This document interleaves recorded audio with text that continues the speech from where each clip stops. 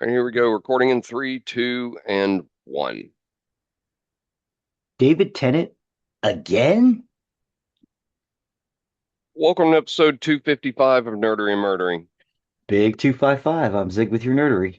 And I'm Jeffrey with your Murdery. Welcome to another week of the highs and lows, the ups and downs, the good and the bad, and the nerd, the murd. Um, we'll see how long my voice goes.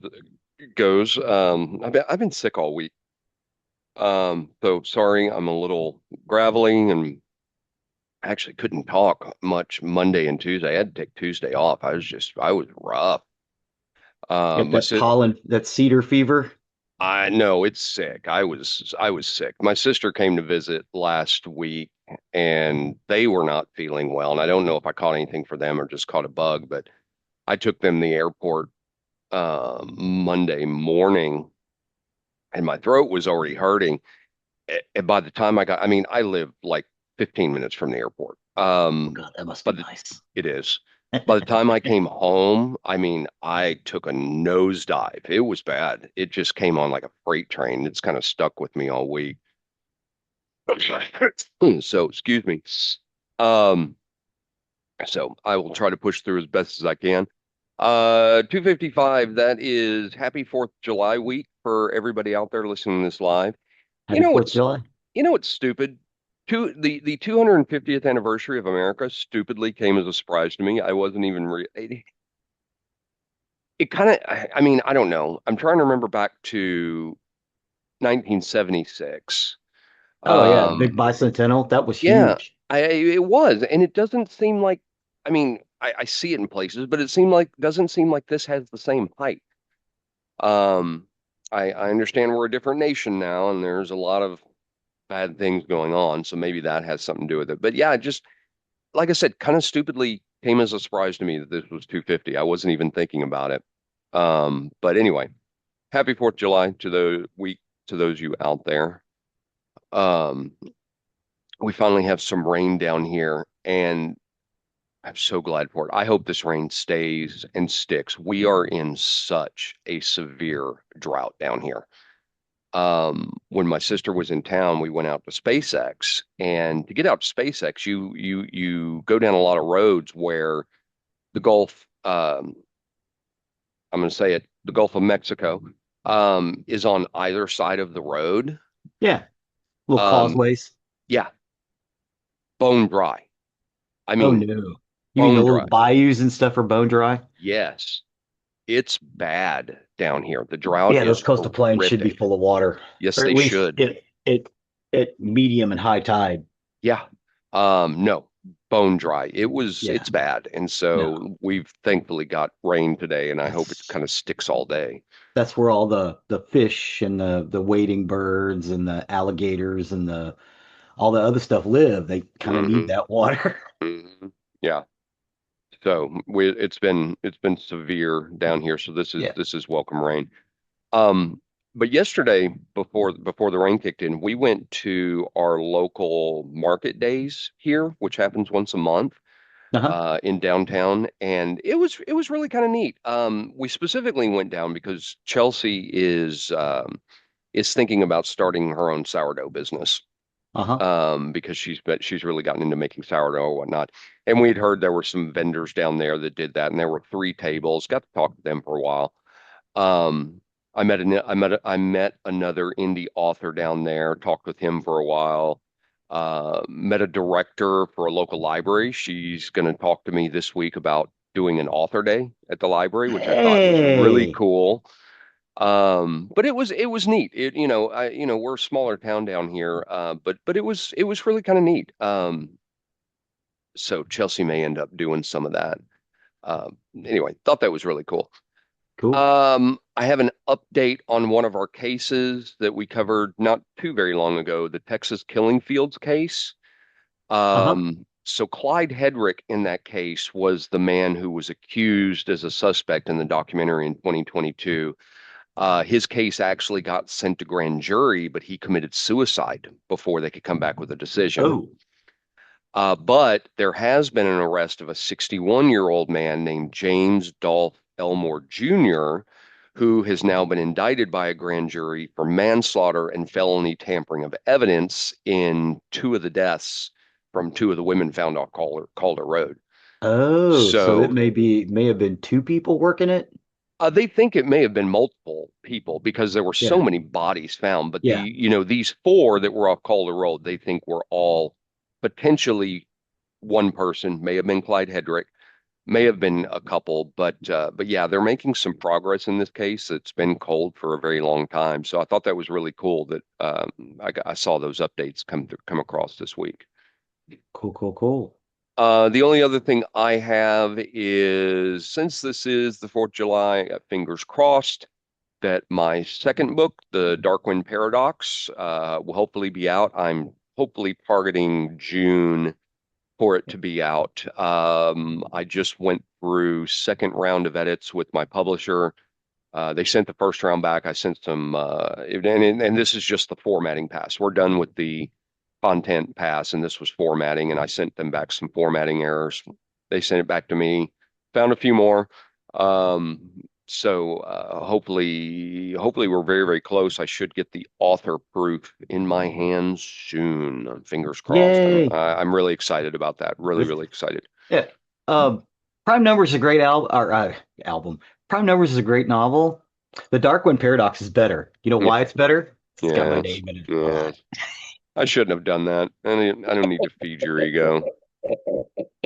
Um, so hopefully that's out. But yeah, because Zig says album because I actually did create a concept album Hmm. uh There's for an album. Prime Numbers, which is really cool. It just went live this weekend, and I did it as a concept album from start to finish. There's 20 tracks on the album, and they progress as the book progresses. They tell the story of the book in music, and that was a ton of fun to do.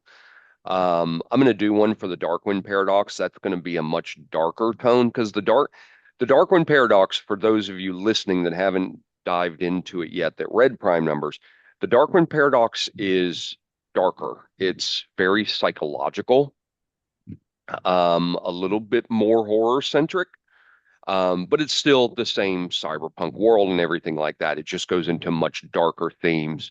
Um, and it's a lot of fun. So the album itself will be dark, but those have been a ton of fun to create. Creating them using Suno, and I have to determine the sounds and the instruments and everything that goes in it. Go through edits and listen to it, but it's been so cool doing that. Um, so get out there and listen to it if you'd like. It's free. Prime Numbers. The album is out anywhere you can get music. We have also got uh, one for the show itself that's an instrumental, and then we've got the Nerdery Murdery soundtrack that's out there, which has end music from our show. So those are all completely free. You want to go listen to them, Oh have yeah. have fun They're with it. kind of cool. Yeah. Yeah, they're Pretty getting weird. they're getting streams. Yeah. I've been very happy about that.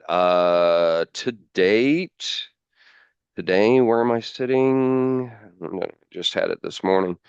There's been 704 downloads What? of all the albums. Yeah, Oh, that's cool. yeah, I think it's great.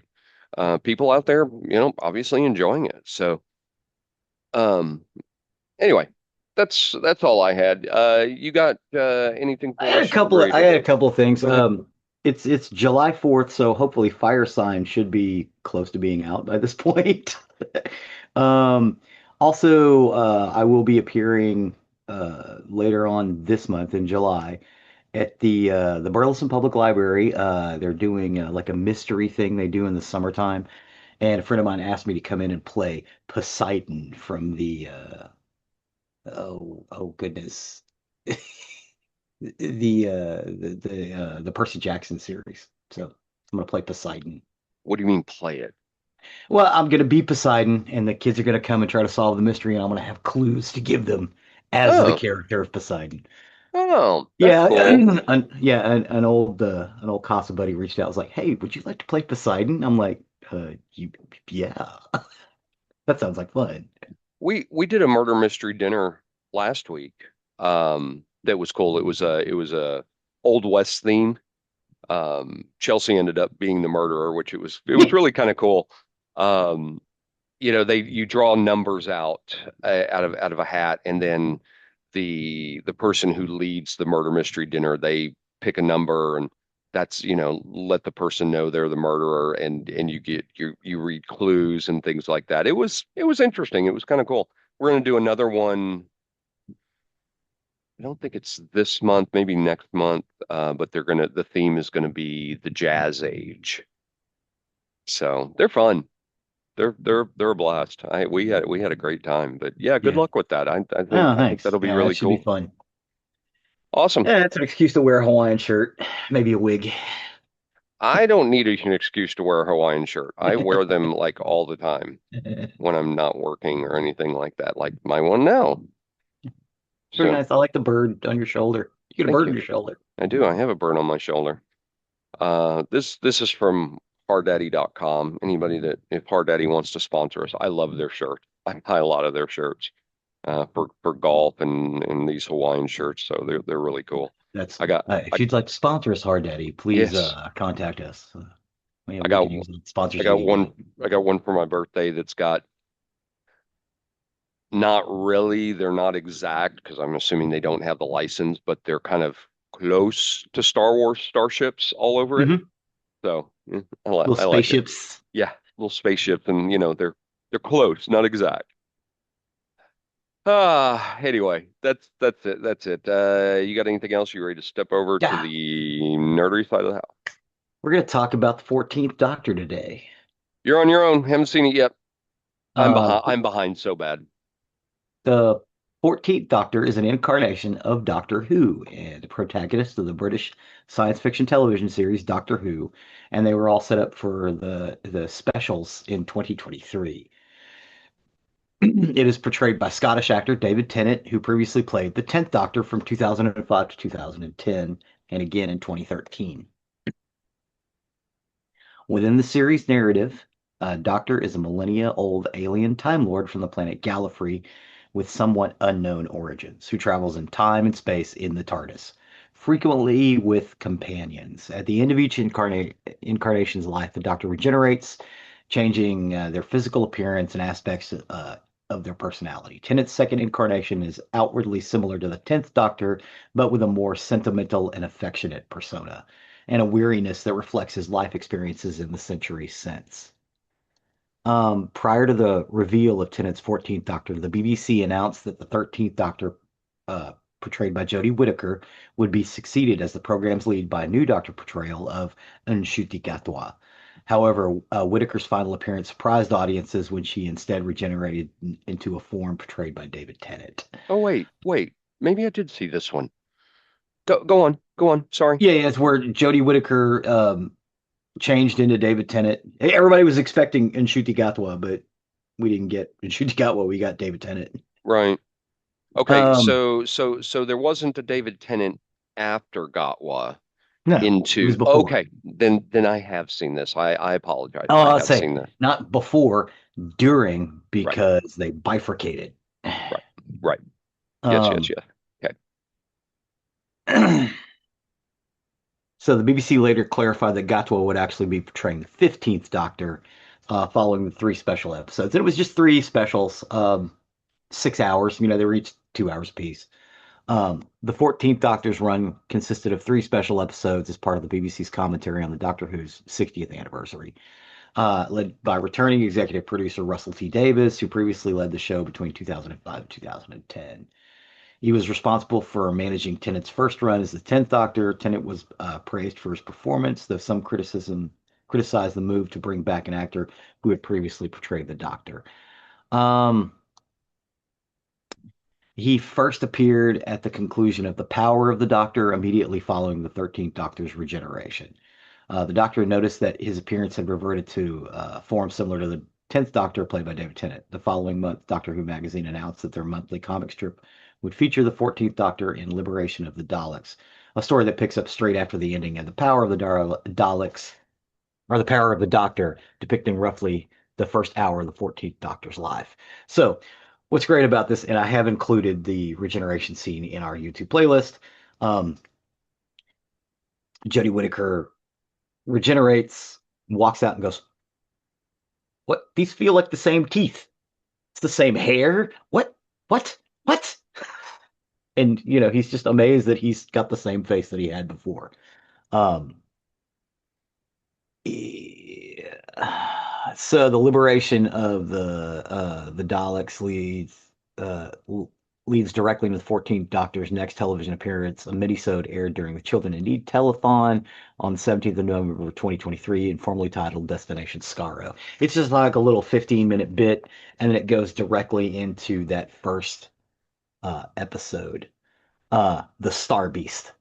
Um, it was part of the 60th anniversary specials. Uh, he The Doctor arrives in Camden in London, and he bumps into former companion Donna Noble, who's not supposed to remember him. So he's trying. He gets with Donna's family, and he has to talk to them like she can't know who I am because her mind will burn out. Um, um, and her daughter Rose, played by Finney. They encounter this tiny little quiet, unassuming little alien called the Meep. Um, and they're trying to help it because it's this shy, timid little creature. Turns out the Meeps are totally fucking evil.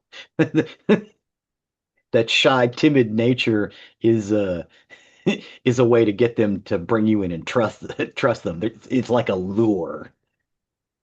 Um, the Doctor is forced to trigger the meta crisis, granting Donna access to the knowledge that will enable them to save the city. Donna seems to perish until it's revealed that Rose has inherited some of her mother's repressed Time Lord abilities, allowing the Doctor Donna power to be shared safely between the two of them. So Donna gets her memory back and doesn't burn out her brain, which is great. Donna spills coffee on the TARDIS console, forcing it into an uncontrolled dematerialization. The TARDIS crash lands aboard a spaceship that is adrift in the farthest edge of the universe. When they encounter a shape-shifting entity known as the Not Things, when they return to Camden a few days later after the departure, they discover Wilf has been keeping watch on the TARDIS, who warns them that the world is coming to an end. The Doctor and Donna team up with Unit, where the Doctor is reunited with several allies from past adventures in combat to combat a plot by the Toymaker, played by Neil Patrick Harris. Um, The Toy Maker um, is an original series villain where the Doctor goes called it's part of the Giggle. The Doctor goes basically goes to an alternate dimension of space time where thoughts and ideas are are are just as real as physical objects. And the toy maker created this world where he's basically God and emperor. Um, it was hinted at in that original episode, and this goes back to the 60s. This is an old black and white episode, Patrick Troughton, that the toy maker was a Time Lord, but it turns out he's something more, and you get to explore what those things are with Ncuti Gatwa's first season. Um, so you got so the three specials he had were the Star Beast, the Wild Blue Yonder, and the Giggle. Um, and it's basically Donna and her family um, becoming the companions of the Doctor. Um, um, so this goes back. The reason they decided to do this, um, David Tennant, Catherine Tate, and Russell T Davies pretended in the participated in the Doctor Who lockdown events, which were watch-alongs of various episodes of the show held by the Doctor Who community during the COVID-19 pandemic. Um, they had informal discussions between the three as a result of the lockdown, leading to the 60th anniversary specials and reprisal of Tennant and Tate's roles. So what it was is they did these little watch-along specials, and Russell T Davies was slated to take over, and he's like, "What if for the 60th?" anniversary episodes, we brought you guys back and kind of incorporated all the other Doctor Who elements in it. So he wrote up basically these three episodes, which they incorporate units and some of the past doctors and some of the past companions. Um, and they'd already announced the casting of Ncuti Gatwa um, as the next Doctor. So this was a surprise to everyone because they really held on to the secret really tightly. Um, and David Tennant and Catherine Tate did not spill the beans, which is which is apparently difficult for the both of them. um, so they got together doing this little COVID watch along party that was like over a Zoom meeting, and they got to talking afterwards, and it was like, yeah, yeah, let's do this. And so at the end of the giggle, because the toy maker is um, not really an entity out inside this universe and the universe that the toy maker is from, thought and ideas are just as solid as reality. The Doctor's able to not only bifurcate himself, but Bifurcate, good word. yeah, but also bifurcate the TARDIS. So the 14th Doctor and the 15th Doctor are both alive with a TARDIS at the same time. And the 14th Doctor at the end decides to retire and live with Donna. So in Ncuti Gatwa's period as the 15th Doctor, you actually get a return to them. They're having a laugh. And and the Doctor and Yasmin will go on adventures, and it pisses Donna off. She's like, "You guys weren't supposed to go anywhere," and it's like, "But I have a time machine." How long were you gone? I don't know, like 6 months, and they'd only been gone a couple hours. Because again, it's a time machine. You can return to right after you left. Um, so there's some of that going on, and it's really beautiful in play. And the for some of the creatures, like the Meep was kind of a funny episode because it was this, this sweet little, and then, it had a mouthful of razor sharp teeth that it could eat people's faces off with. Hmm. So that was kind of fun. But the Wild Blue Yonder, where they go to the ship and there are these unpeople that basically mirror them.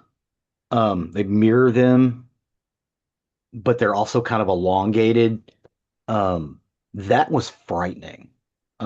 Because they never really explained what the unpeople were. You never really got an explanation of it. Um, so very, very, they're terrifying and frightening and just creepified. And they're on a spaceship, this beautiful, pristine spaceship that is empty because the unpeople have gotten rid of everybody else. Um, so yeah, the Wild Blue Yonder is a lot of fun, but it's also really freaking creepy. And the giggle is very malevolent, but you get to bring in a lot of the people with the unit team. Um, and again, some of the older companions which show up later on. You've got, you end up getting Melanie involved, and I think Ace is still involved, and you get Tegan Javanka. So these are all companions from the 1970s or the 1980s um, to different doctors. So that's what I like about Russell T Davis a bit more than some of the other showrunners is that Russell T Davis really likes to pull from the old series because he views it as something wonderful and a part of English culture, basically. This is definitely part of Doctor Who culture.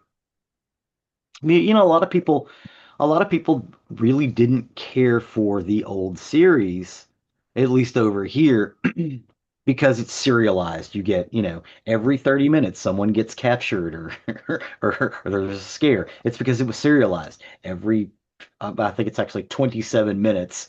You have to have a cliffhanger so you can start the next episode. Well, Uh, not only that, because we've talked about this before, that eh, they showed those episodes kind of weird. yeah, they Um, showed them as movies on our local PBS station. well, and it would vary. So Hmm. depending on how many of the serials it was for an episode, you would get some episodes which were an hour or 2 hours, Hmm. some that went like six. Yeah, That was very hard for me as a kid to keep up with because I kind of needed some structure. I needed to know that there was going to be this amount of time, and there were some that it just was beyond beyond. yeah, So and yeah, well, and the problem with showing them as serials is if you miss an episode, you're kind of lost. right, right, yeah, Um, so because like our local, we had a local independent station that started showing Doctor Who before our PBS station did. Uh, KXS. It was channel 39. I think hmm it's called something else now, but I think it was like KXXS or whatever the call letters were. Um, but it started showing Doctor Who before Star Trek every night. So you got that serial and then an episode of Star Trek. Which is honestly how I learned to consume Doctor Who. And then when they moved it to PBS or our local PBS station, KERA, they showed them as what they call the movie format, which is all the serials of each story together. So you'd get some that were only three serials. Well, that's an hour and a half, or it's actually not even quite an hour and a half. It's like an hour and 15 minutes because they're like 26 minutes a piece. So it would it would go from one of those, the little three serial ones, to an eight-parter or a six-parter because they really weren't doing eight-parters by the time they got to Tom Baker, which is when they started showing ours. Um, we basically got all the color ones. We did get the black and white here, but they showed them on a different because we had a different PBS channel called Channel 2, and they would show those on, I think, Friday night at like 10 o'clock, and they showed the old black and white ones up till the color and then they show the color ones over on channel 13, which is kind of a weird setup. yeah. I seem to Um, remember it being Saturday nights on PBS. Am I no, wrong no, on that? no, for the black and white episodes on No, channel no, 2. no. I know. I'm talking about the ones I watched, the Tom Bakers. I seem to remember Yeah, those yeah, being those were on Saturday Saturday nights. nights. Yeah. I think they started on Fridays and they quickly moved to Saturdays. In like 1984, 1985. That's about right. Yeah, because they ran on channel 39 as a serial for about a year and a half, and then they lost the license because KRO was picking it up. You can't, two things can't have the same license in the Right. same time. Well, they couldn't before. They changed a lot of the rules on broadcasting back in the late 80s, early 90s. But yeah, so they would show these episodes. So you get to pull in a lot of these older things, which, makes old time fans really happy.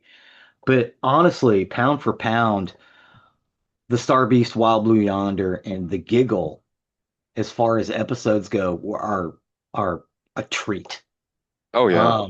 Yeah, Yeah. yeah, they're really, really good. And they're a little longer, they're like an hour and a half to 2 hours a piece. So you get roughly 5 to 6 hours worth of the 14th Doctor. And again, you pick him up again during Ncuti Gat was run, but it's just they're little snippets where they basically just pan over to see what's going on with him. And they're still running around, they're still happy. Um, and The then one of the things in there, and I'm sorry, I didn't mean to interrupt you. Um, NPH in this Mhm. is As a celestial toy maker, yeah, yes, he's is incredible. brilliantly over the top. Yes. Um, Neil Patrick Harris is a very, very good actor. Um, he does what he does well. He takes a character and just embodies it. You go back to the Doogie Howser days when he was introduced and he was great there. You go to his How I Met Your Mother days when he played Barney and he was he was a very over the top character, but he was very Hmm. good at it. Here, he does the exact Yeah. Dr. Horrible. He's an over Yeah. the top character, and he's brilliant at it. I don't think he gets enough roles.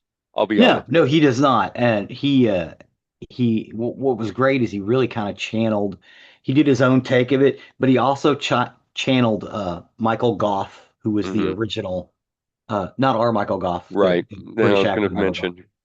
Yeah. Who Hey, originally Mike. played the Celestial Toymaker. He was Right. also Alfred in 1980s Batman. Neil Patrick Harris? No, Michael Goff. Oh, thank you. Yes. Yes. It's like what? No, no, but Neil Patrick Harris kind of channeled Michael Goff's Celestial Toymaker because there's he seems like he's a lot of fun and jokey and giggly, but there's a Hmm.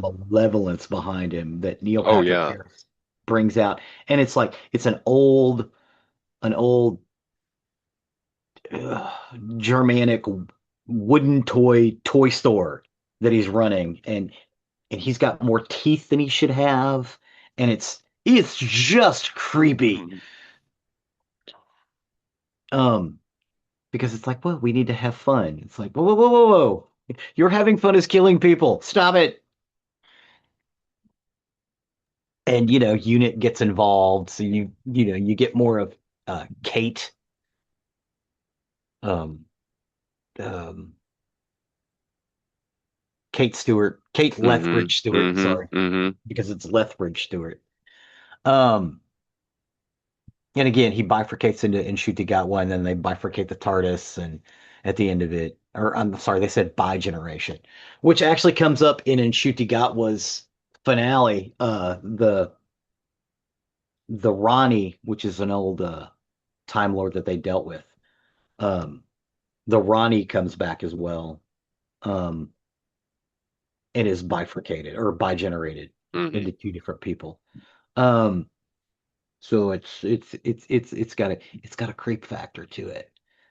Um, but yeah, still fun and enjoyable. Because if there's no stakes, it's not, if there's no stakes, it's not Doctor Who. It has to be either world or universe ending at some point. I really loved Donna Noble's portrayal, um, because the original Donna Noble was a little over the top. When Catherine Tate comes back to play Donna Noble, she's not as over the top because she's raised a kid in that time. Hmm. She got married at the end. She's raised a kid. Um, See, they've had and financial troubles. She's and taking I care of her mom and her grandpa. and I appreciated this version of Don Noble because I Yeah. agree with you. The original was very over the top. Chelsea loves Donna Noble. I Hmm. hated her.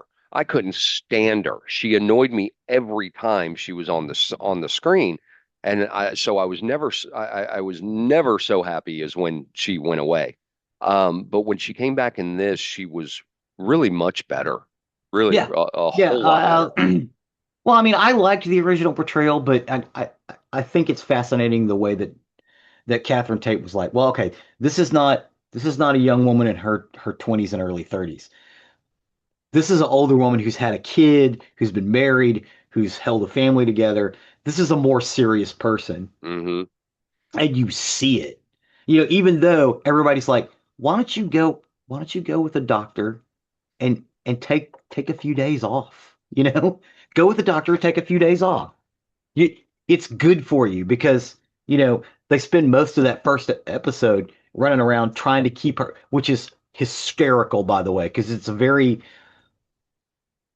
Scooby Gang where they'll run in one door and she runs in another. Hmm. Hmm. There's a lot of slapstick because it's like we have to protect her from this, but they figure out that she and Yasmin share some of that Time Lord DNA that she accidentally got because of the way she saved the Doctor many, many moons ago.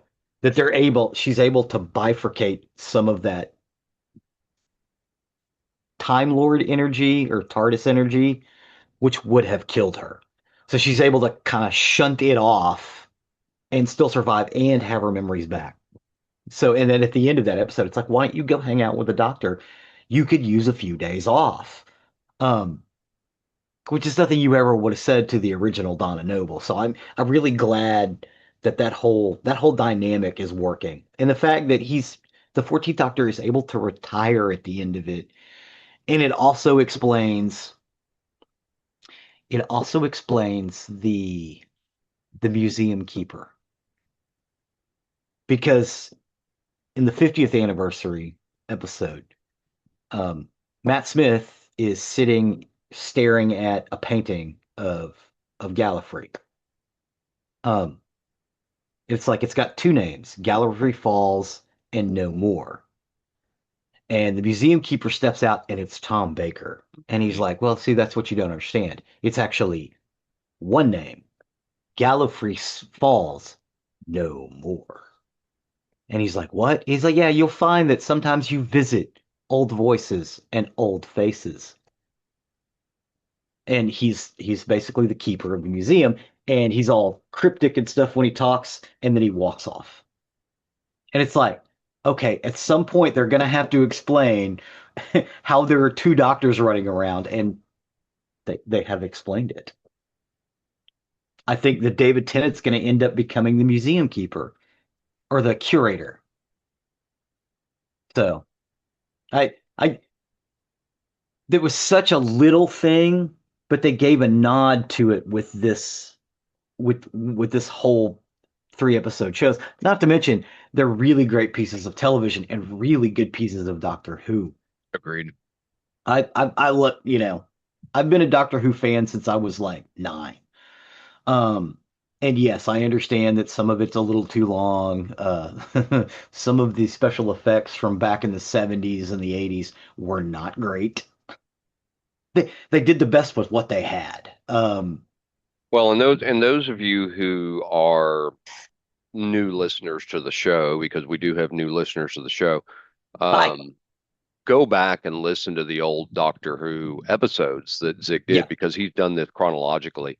Um, and we talk about it. I attempted to get into Doctor Who starting with Tom Baker, but I Hmm. just couldn't do it as we talked about. Chris Eccleston became the first Doctor where I came in, and then I bailed on the Jodie Whittaker season because I just didn't like them. I couldn't stay with them. They were boring me to tears, and I haven't jumped back in except for this one with David Tennant. I really need to get into pronounce the name again, In please. Shutigatwa. Thank you, because I'm not going to attempt it. In I need to get Shutigatwa. into those. I've heard they're good and better. I Oh, they're really need really to good. watch They're those, really and I good. really need to watch them until before the new one. And the new one comes out November, Yeah, at December. I Christmas. just I just saw a Christmas of trailer this for it. year. Yeah. I just saw a Christmas of trailer this for year. it this week. It looks really good.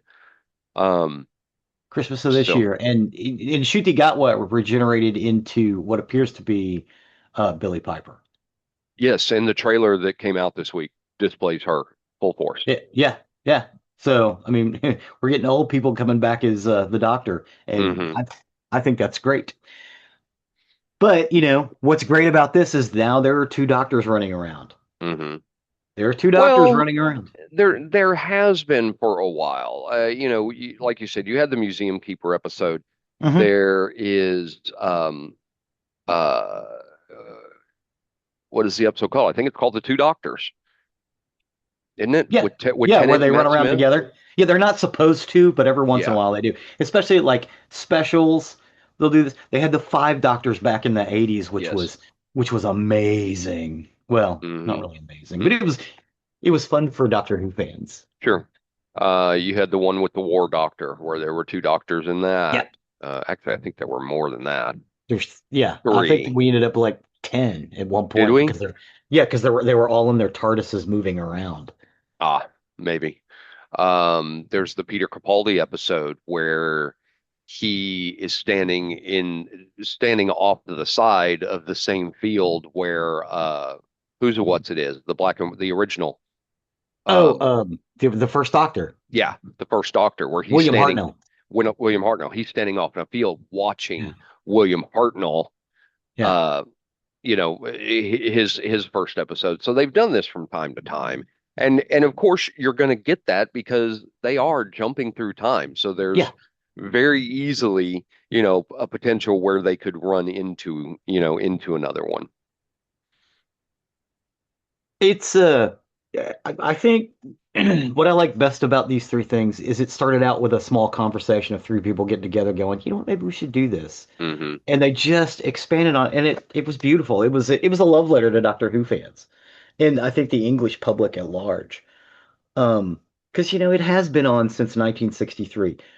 Yeah, it was off off the air for a long time, but there've been books and audio adventures, and they did some other things that were very close to Doctor Who that weren't exactly Doctor Who, but close to it. Um, and then So, they so, brought so it back, and it's well loved. you say that, and let me. I was going to ask this question earlier. So, the Jodie Whittaker years, Hmm. the ratings went down, the viewership went down. Yeah, Did they pick back up for Gatwa? I think so. Okay. I know they were on. Disney has severed Hmm. their contract with the BBC, but the BBC still owns it. They didn't do this. The BBC was smart and didn't do with it what they did in 1996 with Fox, because that queered them from being able to make it for 7 or 8 years. Hmm. Um, Even though I love that Fox film, which has finally been released for streaming, you can actually buy it now. You can also buy it on Blu-ray, 4K, and DVD. Because for a long time it was hard to come by. You could get a video cassette of it. It was really hard to come by for a long time in the States. Well, Um, and really kind of where my point was that, or my where my question was leading, asking that question. Um, are the rate have the ratings recovered enough that we're not in fear of Doctor Who going away again? there were talks about it, but it appears that Doctor Who is not going anywhere. There will be an American distributor for it, Hmm.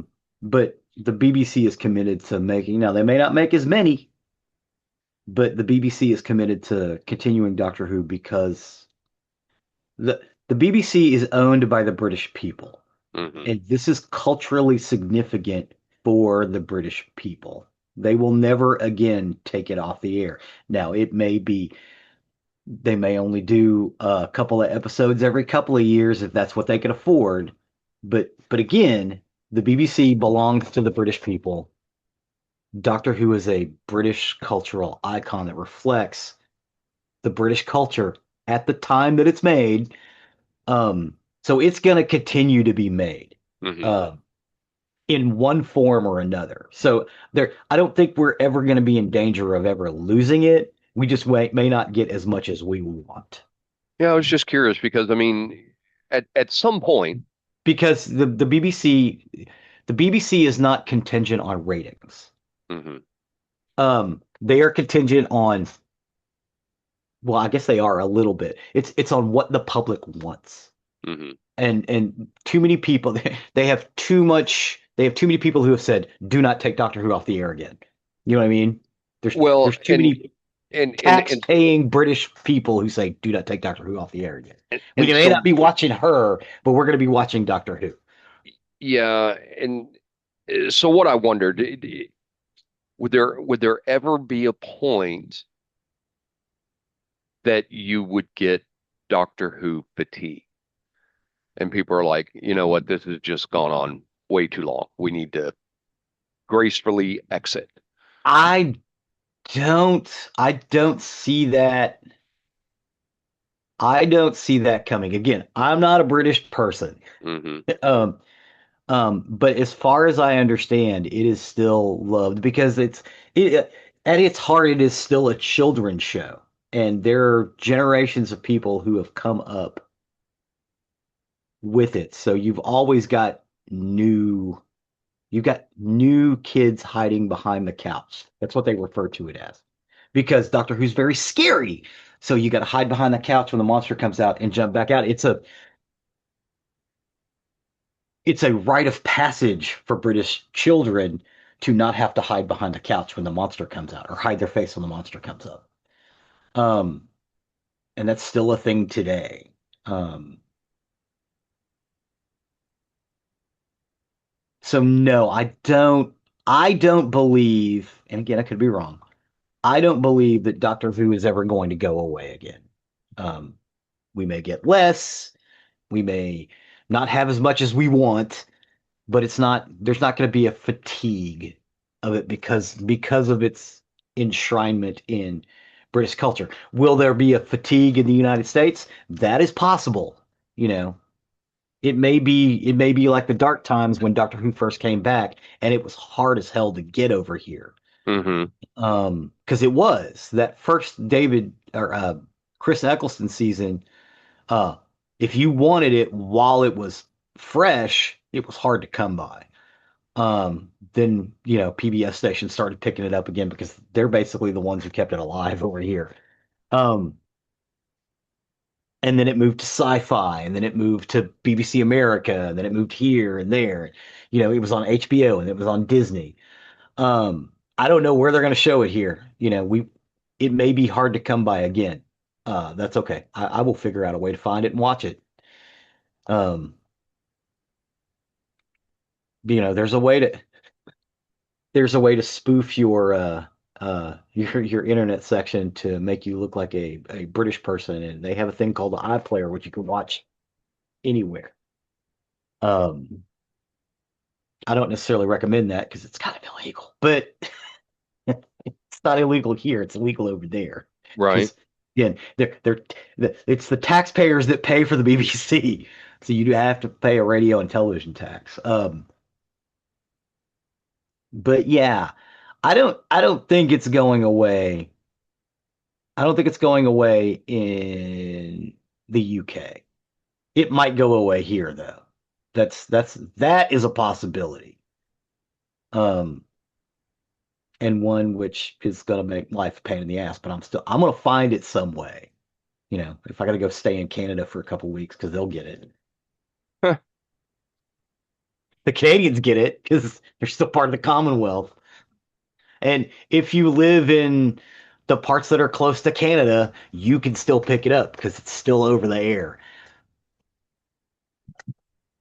Radio and television signals do not recognize borders. They do flow back and forth.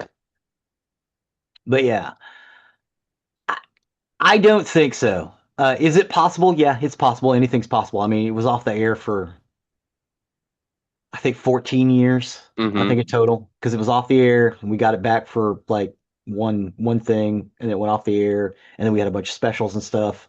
It would come back for nothing official and we had the Stranger films. Um, Back in the late 80s, no, I'm sorry, early 90s, they made these films where they cast all of the Doctor Who people in them as part of the Stranger series, and it was Doctor Who without them actually calling it Doctor Who. And they made these little made for television movies, and then they released them on DVD and Blu-ray over here.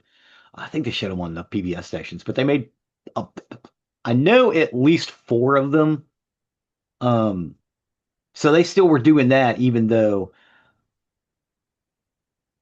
it wasn't officially Doctor Who. And then BBC signed the deal with Fox, and they made the 1996 movie. Well, they stopped doing the Stranger stuff.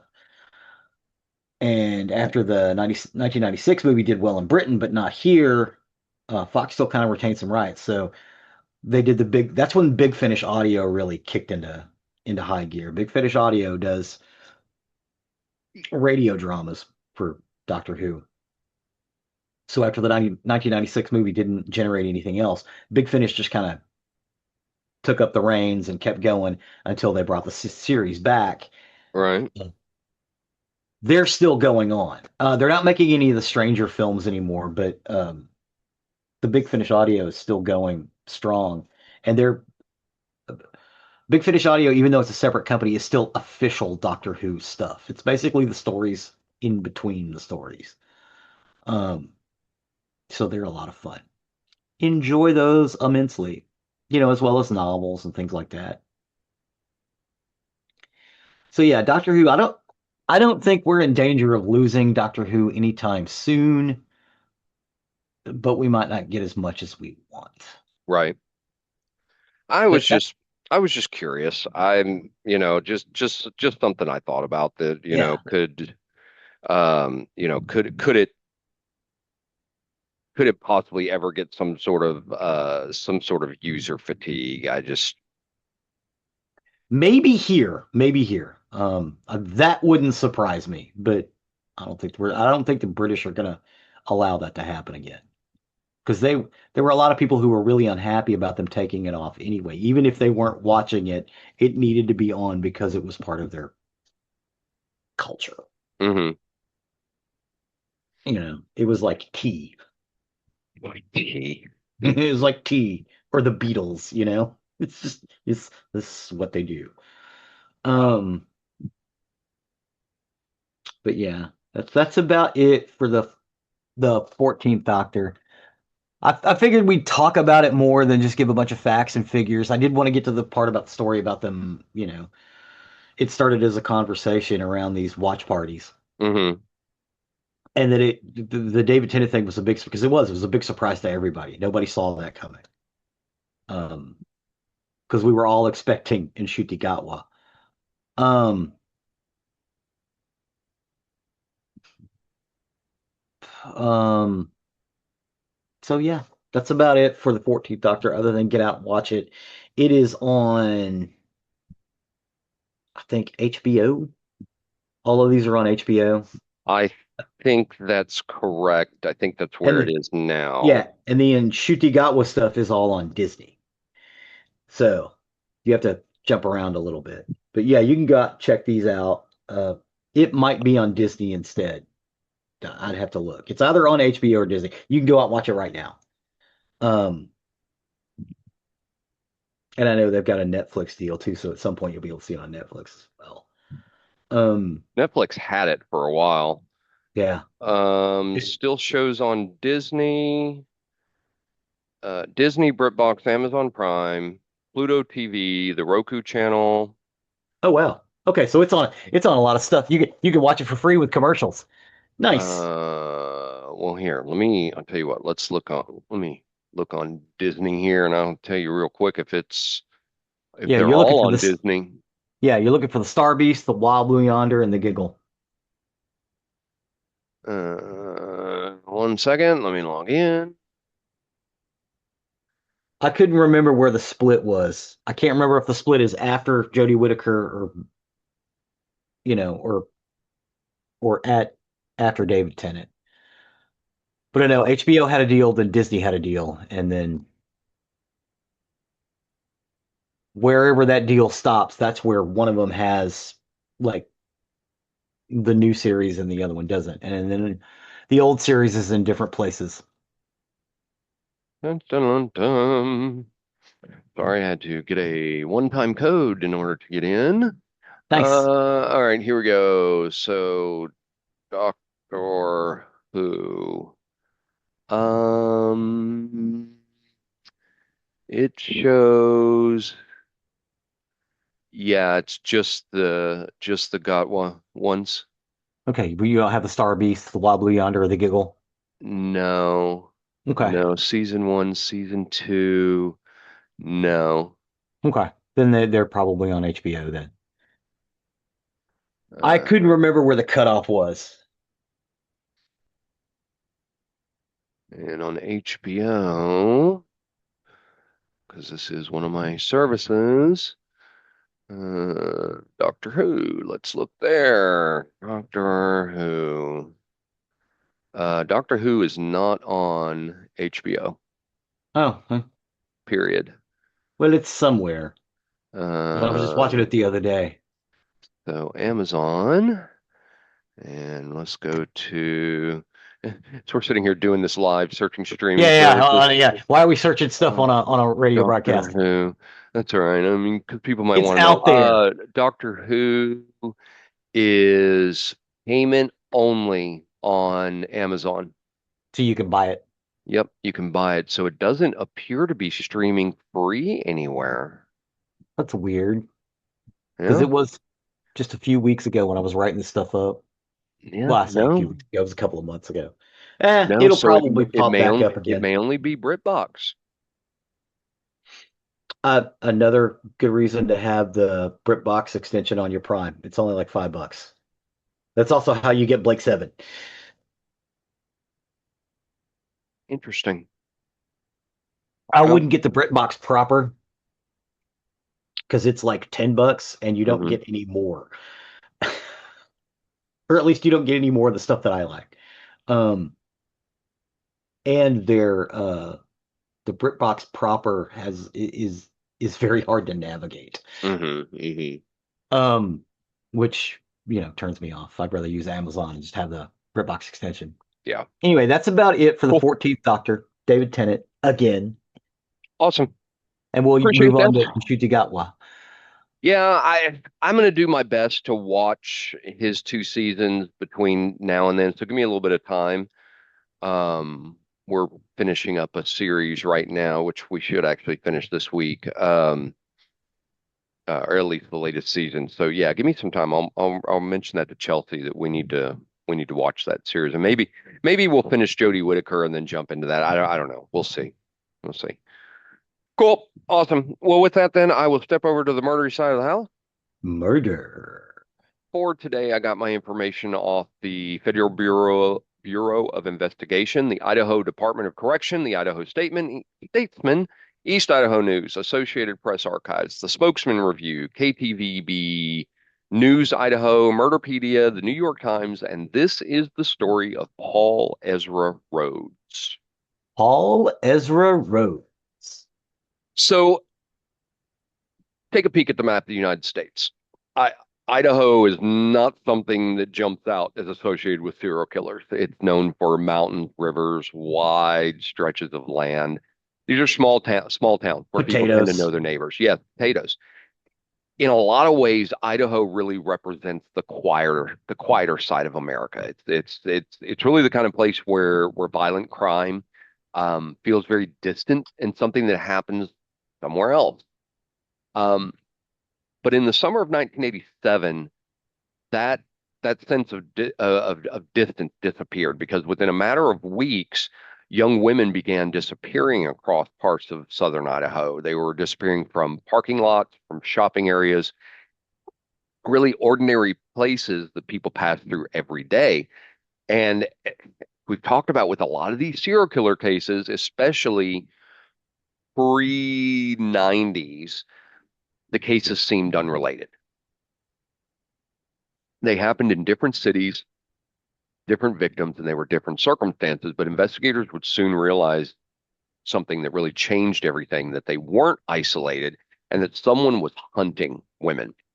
The attacks were very sudden. The victims were taken very quickly, and their bodies were later discovered in remote parts of the Idaho landscape.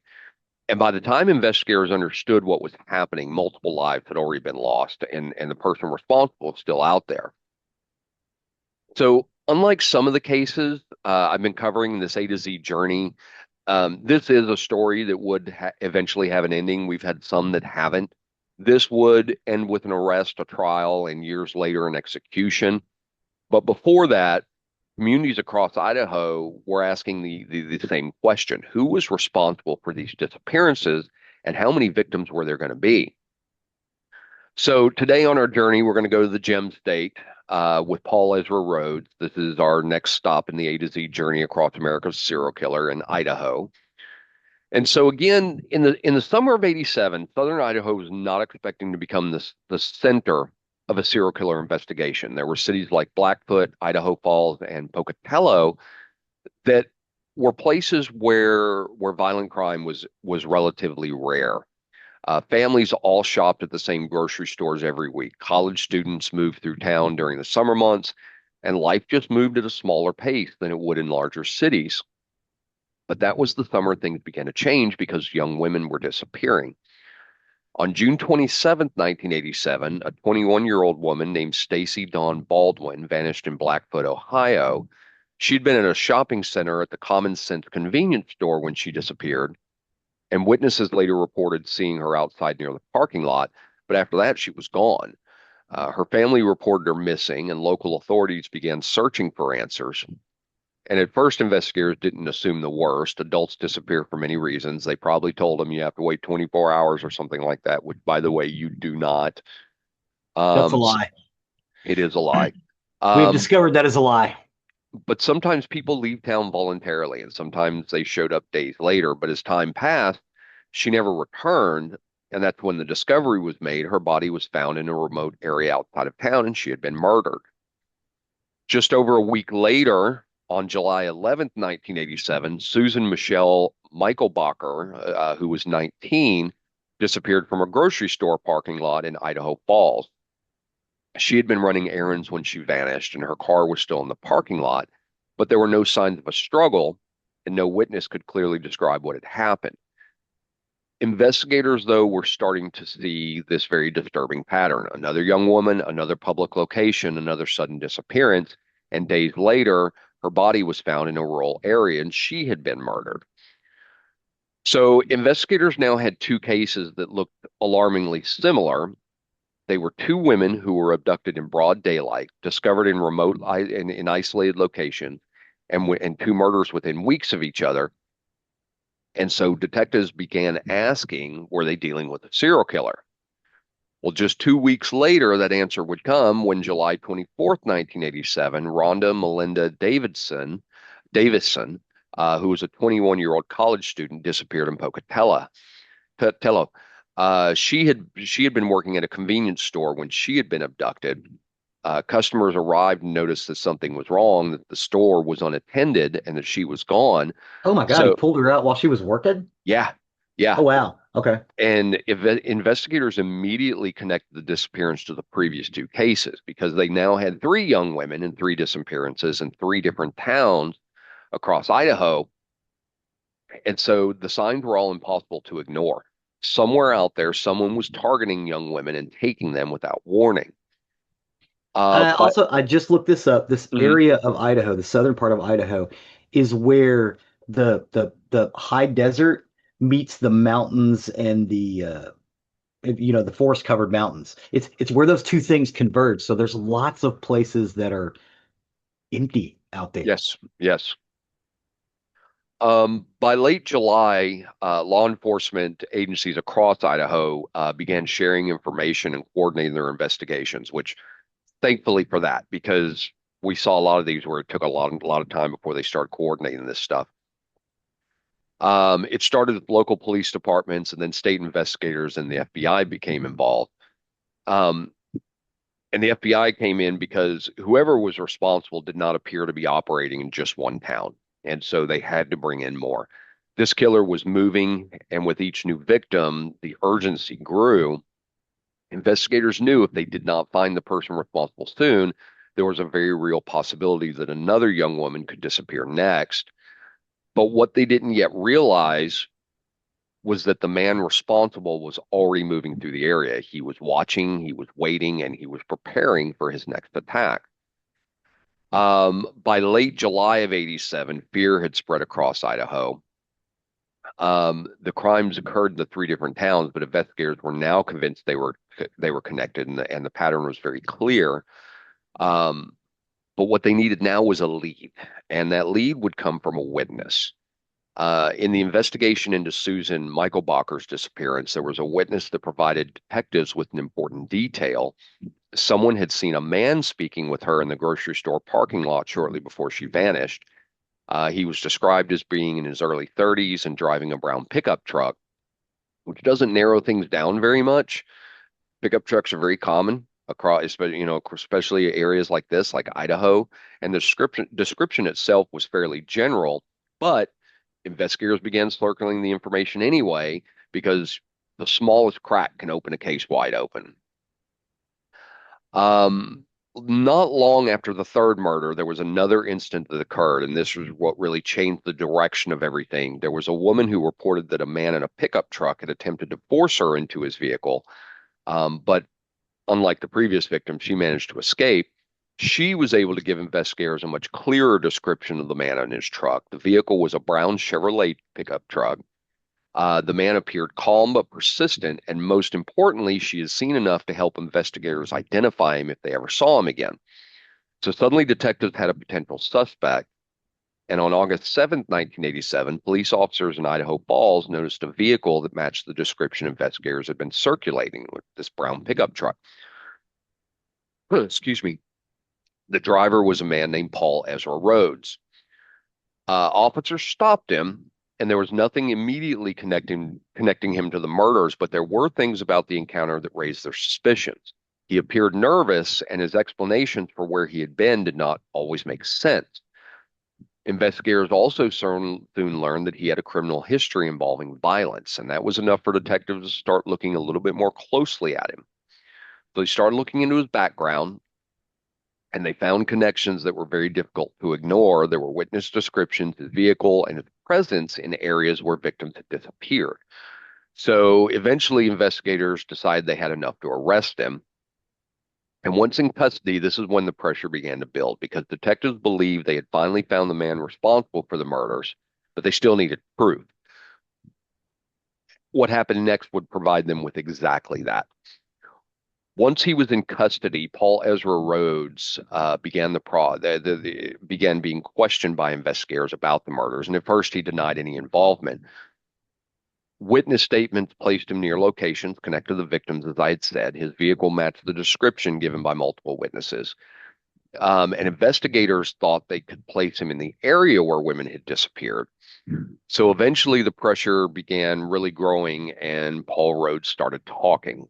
During questioning, he ultimately confessed to the murders. He admitted to abducting the women and killing them, and the details he provided matched information that investigators had not released to the public, which helped confirm that he had direct knowledge of the crimes.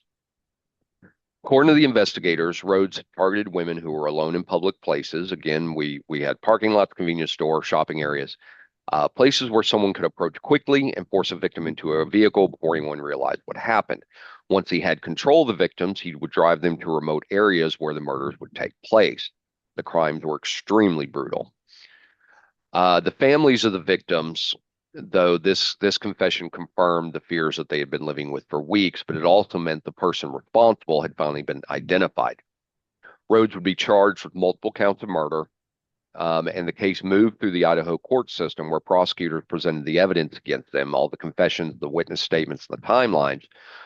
For the jury, the case was very compelling because Rhoades was ultimately convicted of the murders and the court sentenced him to death. Like many death penalty cases in the United States, though, the legal process does not end with the conviction. Rhoades spent more than 2 decades on death row while his case moved through the appeals process. Attorneys filed challenges and courts reviewed the convictions and sentencing, but over time, the rulings continued to uphold the verdict. Eventually, Idaho scheduled his execution, and on November 18th, 2011, Paul Ezra Rhoades was executed by lethal injection at the Idaho Maximum Security Institution. 20 years had passed since the murders that he had terrorized southern Idaho with. For the families, the execution marked the end of a very long, painful legal process. But for a lot of people in Ohio, the case remained a reminder of how quickly violence can appear, even in places that appear safe. Um, Communities across the region kind of were forced to confront a reality they never expected that a serial killer had been moving through their small towns, Hmm. just watching and waiting. And so that safety that they so cherished was shattered. Um, so these murders left a lasting mark on southern Idaho uh, because these communities did not experience these level of crimes, these brutal of crimes. It just didn't happen. You had petty crimes. You had misdemeanor crimes that would happen, Yeah, drunken, I mean, disorderly, most things murders like were that. crimes of passion, things like that. Yeah. Yeah. For investigators, though, this showed how quickly a pattern can emerge, even when a killer is willing to move between cities. Well, And it this is sounds like where, they got him pretty quick. And for 1987, yes. that's real quick. Well, and this is kind of the thing that departments have had to learn over the last 20, 30 years is they've got to start getting that information out. They've got to start Hmm. broadcasting this information to different departments because I actually just had this conversation yesterday with someone about they were asking me did I think it was impossible for a serial killer to for a serial killer to offend today. And I told her, I don't think it's impossible. I think it's harder. There's a theory that there's one in Austin right now. Yeah. There's another theory there's one in Houston right now. Hmm. So it's not impossible. It's just harder now because everybody carries a camera. Everybody carries a video camera with them. So DNA is becoming more and more advanced. We have learned over the years. Yes, I think it's harder now, but I don't think it's ever going to be impossible. I think you're still until we can figure out how to solve the serial killer problem, it's never going to go away. Yeah. And it is a problem because as we have talked about in many, many episodes, there is a key in their head somewhere that turns. No one is born a serial killer. Nope. Serial killers are made. Uh-huh. Whether you believe the McDonald triad that we've talked about before, or it's abuse, or something in their DNA turned, clicked. Yeah. It's something. Um, It is but probably a combination of several factors. I agree. I It agree. seems to be everyone we've looked at has been a combination of certain factors. The only one that I've ever seen that seems to be the most prevalent is abuse. Yeah. Is child abuse seems to be the Or one. neglect. Yeah. Yeah, abuse or neglect. Those are the ones that seem to be the most common. The others you get in the McDonald triangle, whether you believe it or not, is or the McDonald triad. Abuse, bedwetting past an inappropriate age, and setting fires or killing small animals. Those two Yeah. go hand in hand because it's about taking power back. Yeah. When you set fire to something, you're gaining power over it. When you abuse animals, you're taking power over that animal. But something happened. Um, and really, unlike some of the cases we've covered in the A to Z journey, this one did reach a conclusion. An arrest was made, there was a confession, and there was an execution. It finally came to an end, but it's the impact of these crimes. It's something the families of the victims and the communities involved will never forget. It's something that is gonna carry for generations. We had a serial killer that came through here. Yeah. And so that's where belief shatters in the safety. Like I said, in the safety of a small town, that's where belief shatters. I lived in small town America, and we felt relatively safe. And when you get a violent crime, that can just destroy your sense of safety very quickly. So anyway, that is the story of Paul Ezra Rhoades and the murders that shook Southern Ohio, Idaho in 1987. That will close our stop in Idaho, but our A to Z journey of America's serial killers will continue. Next time, we're going to head to the Midwest, and our next stop will be in Illinois. Illinois. And that's my story for this week. Well, thank you, sir. It was kind of hard to find one in Idaho because, again, you don't get it very much. Yeah. And we're going to have some states that are that way that it's Dude, going to be yeah, very hard to I find them. think there are more people in certain cities in the United States than live in the entire state of Idaho. Yeah, yeah. You know, speaking of, I was just out of curiosity, I was looking that up the other day. The city of Houston now, if I remember right, has like 8 million people in it. Hmm. Dallas now had the Dallas Fort Worth Metroplex, I think, has 7. Hmm. It's wild. They just wild thinking about Yeah. that. Um, I've also heard that Houston, as far as languages being spoken in the home, mhm. has the most different languages being spoken in the home than any other place on earth, and That's it's like interesting. 250. That's interesting. Yeah. There's a big of course, uh, English, French, and Spanish because Houston sits at the place where there's still people who speak French at home Hmm. and still people who speak Spanish at home. But there's a lot of folks from southern India that have settled in Houston because the climate is, you know, and it's conducive. They've even got a rugby stadium. No, not a rugby, a cricket stadium in Houston Hmm. now. And I don't mean like a like a stadium. I really think I need to go get something like Rosetta Stone or something and learn Spanish because it's very prevalent down here. Uh-huh. And I think I just think it would be nice if I could, I mean, if anything else, speak with the lady who comes cleans our house every 2 weeks. Oh yeah. Because she speaks Hey, no English. gracias por su ayudar. Thank you for your help, man. Try that one. I tell her gracias all the time. I say Yeah. hola.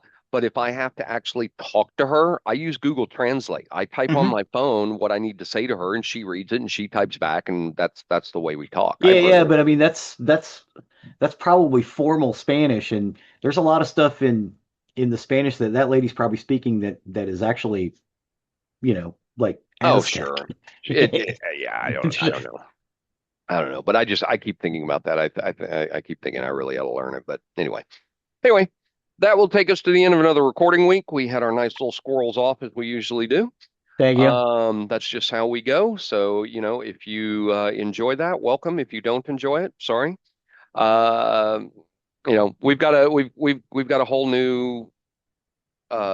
new set of listeners that God, my head is just not with me.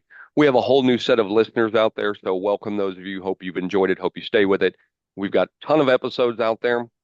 But as always, you can find more about us on nerderymurdery.com. That's our website.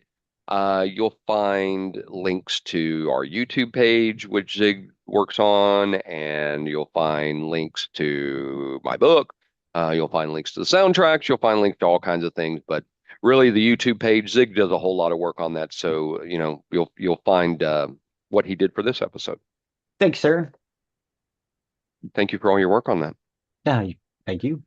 Also on our webpage, if you wish to become a patron, our link to our Patreon is on our website. That helps with the costs that are associated with this show.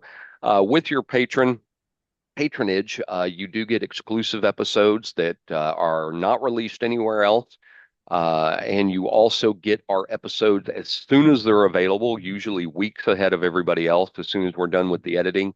Um, I put them out on our Patreon account. So as of today, there are 29 exclusives out there. Am I right Hmm. on that? 29. Yep, 29. That is We'll be correct. doing our 30 probably here in a couple of weeks. So And we're usually anywhere from 3 to 4 weeks ahead, sometimes as much as six or seven. sometimes more than that. It just Yeah, depends on how quick we get to our editing, but it's yeah. quite a bit ahead of everybody else. So if you want to get it as close to live as possible, you can have out there. But we do appreciate that because our patrons help with us, and we also do have the link to our merchandise page where if you wish to show off your nerdy murdy fandom, that along with our patrons that help with the costs that are associated with that with our show.